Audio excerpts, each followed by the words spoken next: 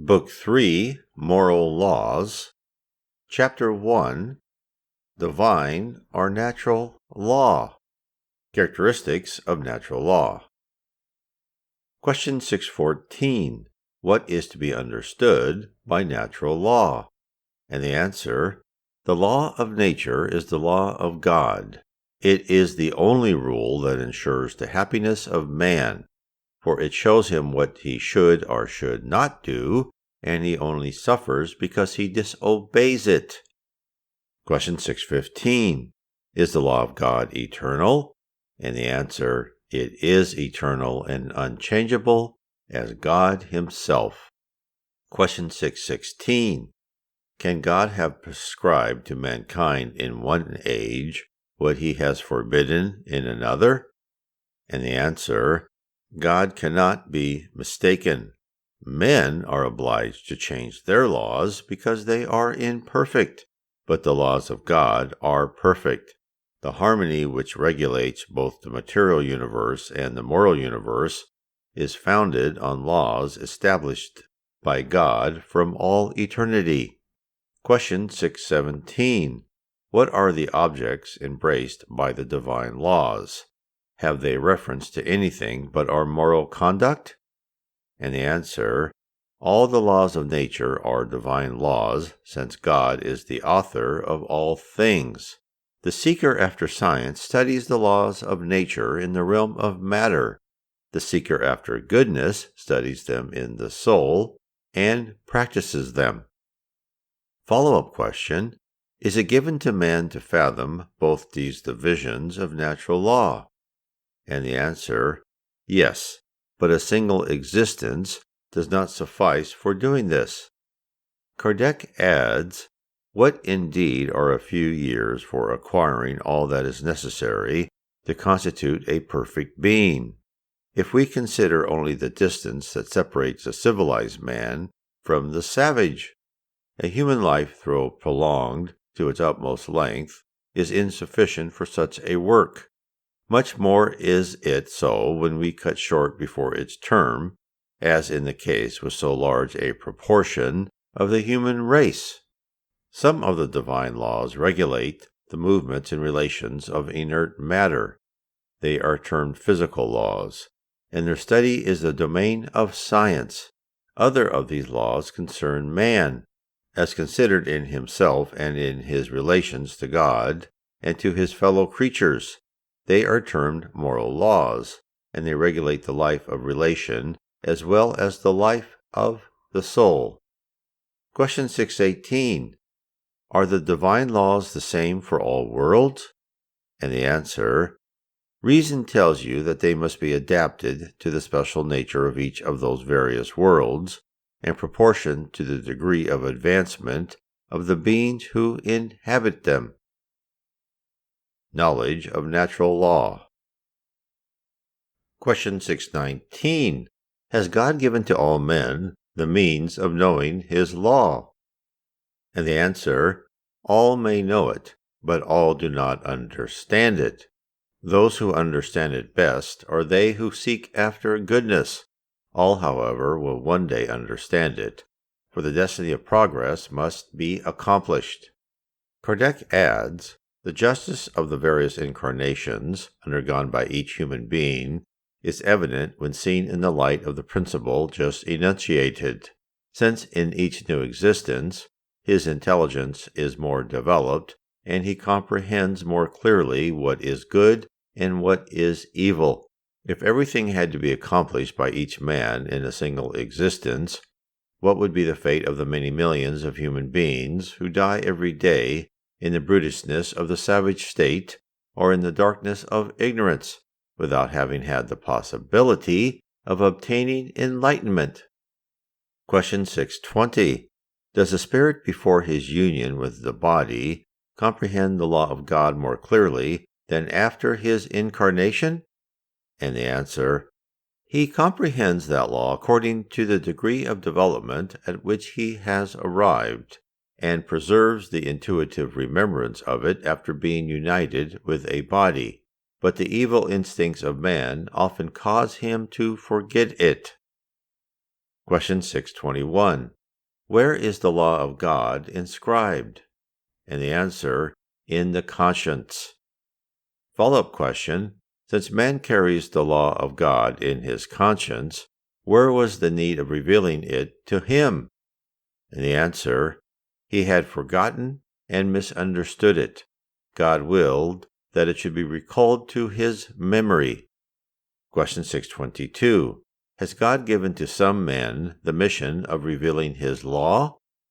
And the answer, yes, certainly. In every age there have been men who have received this mission, spirits of higher degree who have incarnated themselves for the purpose of advancing human progress. Question 623. Have not those who have professed to instruct mankind sometimes made mistakes and led them astray by false reasonings? And the answer, those who, not being inspired by God, have arrogated to themselves through ambition a mission which they had not received, may undoubtedly have led them into error. Nevertheless, as, after all, they were men of genius, great truths are often to be found, even in the midst of the errors they taught. Question 624. What are the characteristics of the true prophet? And the answer, the true prophet is an upright man who is inspired by God. He may be recognized both by his words and by his deeds. God does not employ the mouth of a liar to teach the truth. Question 625. What is the most perfect type that God has offered to man as his guide and model? And the answer, Jesus. Kardec adds, Jesus is the type of the moral perfection to which man may attain upon this earth. God offers him to our thought as our most perfect model, and the doctrine taught by him is the purest expression of the divine law, because he was animated by the divine Spirit, and was the purest being who has ever appeared upon the earth. If some of those who have professed to instruct man in the law of God have sometimes led him astray by their inculcation of error, it is because they have allowed themselves to be swayed by sentiments of too earthly a nature, and because they have confounded the laws which regulate the conditions of the life of the soul, which regulate the life of the body. Many pretended revealers have announced as divine laws what were only human laws, devised by them for serving their own passions and obtaining dominion over their fellow men. Question 626. Have the divine or natural laws been revealed to men by Jesus only, and had men before his time no other knowledge than that given them by intuition? And the answer, have we who told you that those laws are written everywhere? All the men who have meditated upon wisdom have therefore been able to comprehend and to teach them from the remotest times. By their teachings, imperfect though they were, they have prepared the ground for the sowing of the seed. The divine laws being written in the book of nature, it has always been possible for men to know them by searching after them. For this reason, the moral precepts they consecrate have been proclaimed in all ages by upright men, and for the same reason also, the elements of the moral law are to be found among every nation above the barbarian degree, although incomplete, or debased by ignorance and superstition. Question 627. Since the true laws of God have been taught by Jesus, what is the use of the teaching given by spirits? Have they anything more to teach us? And the answer, the teachings of Jesus were often allegoric and conveyed in parables, because he spoke according to the time and place in which he lived. The time has now come when the truth must be made intelligible for all. It is necessary to explain and develop the divine laws, because few among you understand them, and still fewer practice them. Our mission is to strike the eyes and ears of all in order to confound pride and to unmask the hypocrisy of those who assume the outward appearances of virtue and of religion as a cloak for their turpitudes. We are charged to prepare the reign of good announced by Jesus, to furnish the explanations that will render it impossible for men to continue to interpret the law of God according to their passions, or to pervert the meaning of what is wholly a law of love and kindness. Question 628. Why has not the truth been always placed within the reach of every one? And the answer, each thing can only come in its time. Truth is like light. You must be accustomed to it gradually. Otherwise, it will only dazzle you.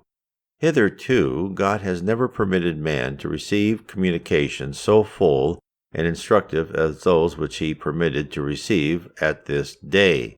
There were undoubtedly, in ancient times, as you know, individuals who were in possession of knowledge which they considered as sacred, and which they kept as a mystery from those whom they regarded as profane.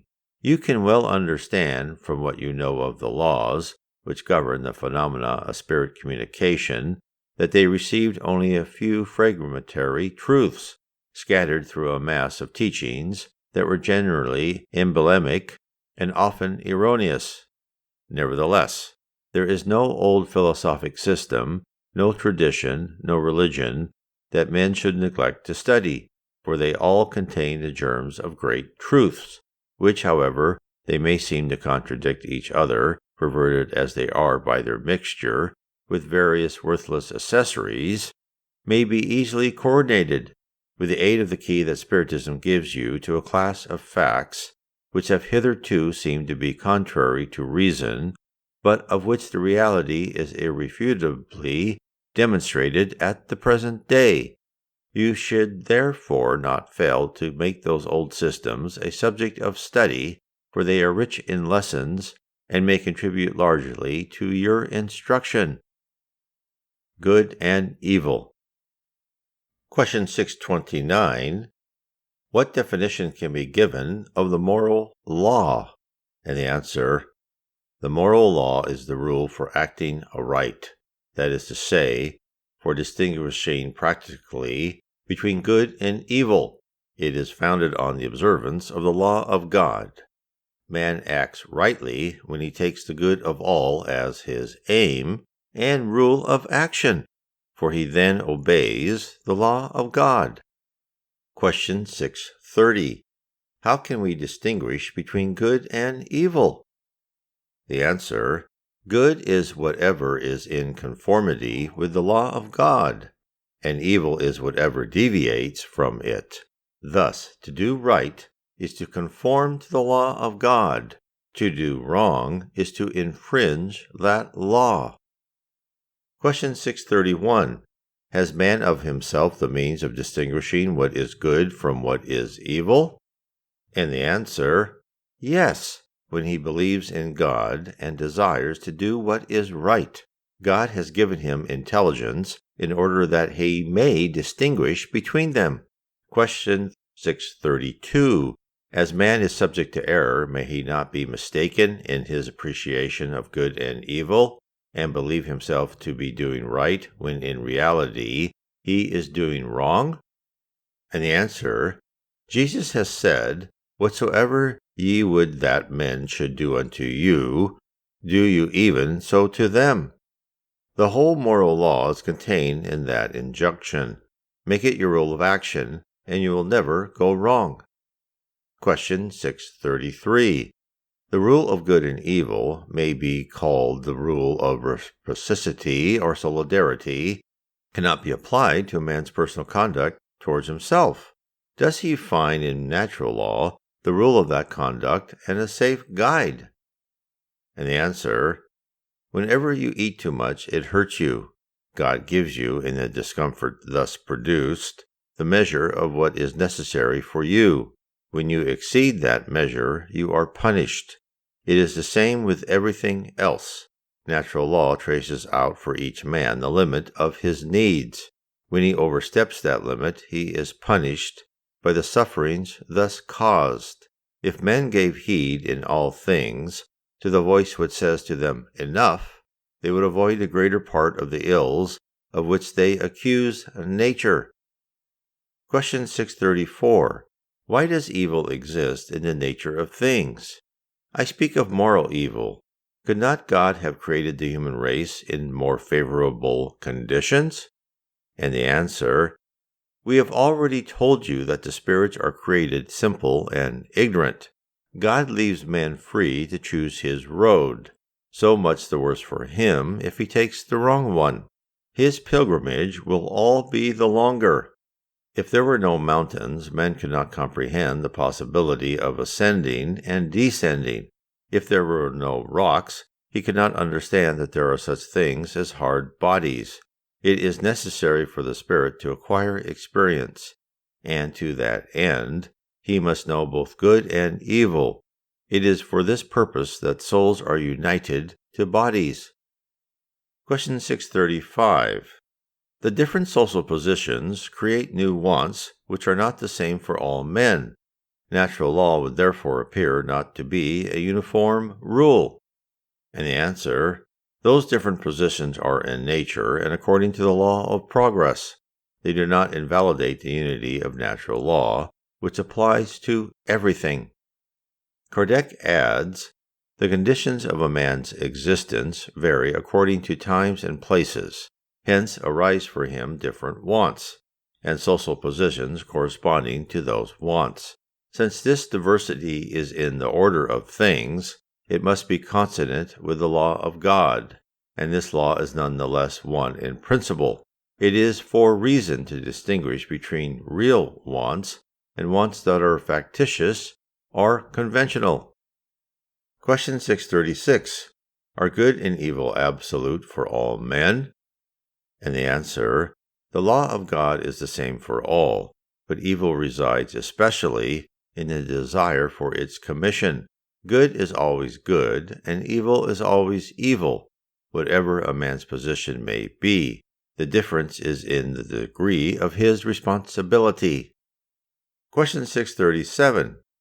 When a savage, yielding to his instinctive desire, feeds on human flesh, is he guilty in so doing?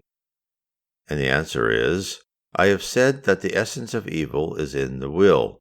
Therefore a man is more or less guilty according to his light. Kardec adds, circumstances modify the relative intensity of good and evil. A man often commits faults that are none the less reprehensible for being the consequence of the social position in which he is placed. But his responsibility is proportioned to the means he possesses of distinguishing between right and wrong. Thus the enlightened man who commits a mere injustice is more culpable in the sight of God than the ignorant savage who abandons himself to his instincts of cannibalism. Question 638. Evil seems sometimes to be a consequence of the force of things. Such is, for instance, in some cases, the necessity of destruction, even to the extent of taking the life of a fellow creature. Can it be said that, in such cases, there is violation of the law of God? And the answer is, evil in such cases is none the less evil, although necessary. But this necessity disappears in proportion as the soul becomes purified by passing from one existence to another. And man is then all the more culpable when he does wrong, because he comprehends more clearly the character of his action. Question 639. The evil we do is often the result of the position that has been made for us by other men, where in such a case lies the greatest amount of culpability. And the answer, with those who have been the cause of the wrongdoing. Thus the man who has been led into evil by the position that his fellow creatures have made for him is less guilty than those who have caused him to go astray, for each has to suffer the penalty, not only of the evil he has done, but of that which has caused another to do. Question 640. Is he who profits by another's wrongdoing, even though he took no part in its commission, as guilty as though he had taken part in it? And the answer, yes. To take advantage of a crime is to take part in it. He would perhaps have shrunk from committing the evil deed, but if the deed being done, he takes advantage of it, it is equivalent to doing it, and proves that he would have done it himself if he could or if he dared. Question 641. Is it as reprehensible to desire to do an evil deed as to do it? And the answer, that is as the case may be. Voluntarily to resist the desire to do wrong, especially when there is a possibility of gratifying that desire, is virtuous. But he who has only not done the wrong thing because the opportunity was wanting is as guilty as though he had done it. Question 642. In order to be acceptable in the sight of God and to ensure our future happiness, is it sufficient not to have done evil? And the answer, no, it is necessary for each to have done good also, to the utmost limits of his ability. For each of you will have to answer, not only for all the evil he has done, but also for all the good which he has failed to do. Question 643. Are there persons who, through their position, have no possibility of doing good? And the answer, there are none who cannot do some good. The selfish alone find no opportunity of so doing. The mere fact of being in relation with other human beings suffices to furnish the opportunity of doing good, and every day of your lives provide this possibility for everyone who is not blinded by selfishness. For doing good is not restricted to the giving of alms, but also comprehends being useful to the full extent of your power, whenever your assistance may be needed. Question 644. Is it not sometimes the case that the situation in which a man finds himself placed has a good deal to do with leading him into vice and crime? And the answer, yes, but that situation is itself a part of the trial which has been chosen by his spirit in the state of freedom. He has elected to expose himself to its temptations in order to acquire the merit of resistance. Question 645. When a man is plunged, so to say, in an atmosphere of vice, does not the impulsion to evil become for him almost irresistible? And the answer, the impulsion is strong, but not irresistible, for you sometimes find great virtues in an atmosphere of vice. Those who thus remain virtuous in the midst of incitements to evil are spirits who have acquired sufficient strength to resist temptation, and who, while thus testing that strength, fulfill the mission of exercising a beneficial influence on those around them. Question 646. Is the notoriousness of virtuous action measured by the conditions under which that action has been accomplished? In other words, are there different degrees of notoriousness in doing right? And the answer, the notoriousness of virtuous action depends on the difficulty involved in it. There would be no merit in doing right without self-denial and effort. God counts the sharing of his morsel of bread by the poor man as of higher merit than the giving of his excess by the rich one. Jesus told you this in his parable of the widow's mite. Division of natural law. Question 647. Is the whole law of God contained in the rule of love of the neighbor laid down by Jesus?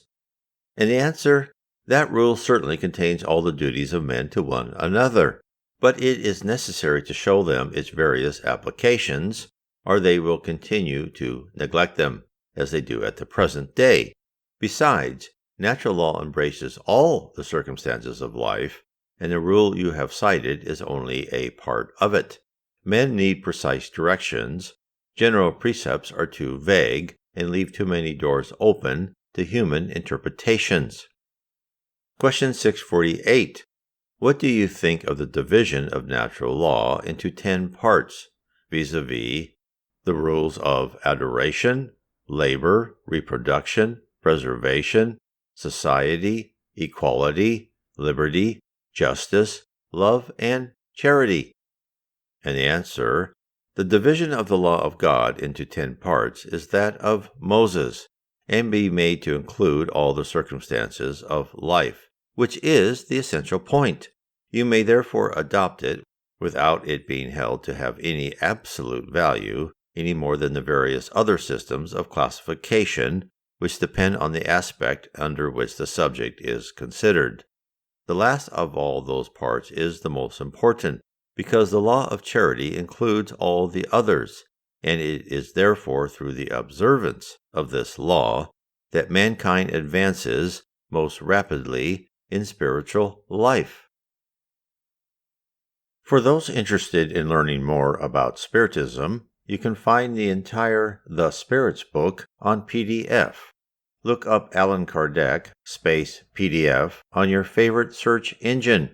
If you wish to explore more about the levels of heaven and the attributes of a spirit and the future of earth, I suggest you read my series of 3 books, starting with Heaven and Below, next Spirits and the Spirit Universe, and the 3rd book, How Spirits Guide Us. God bless.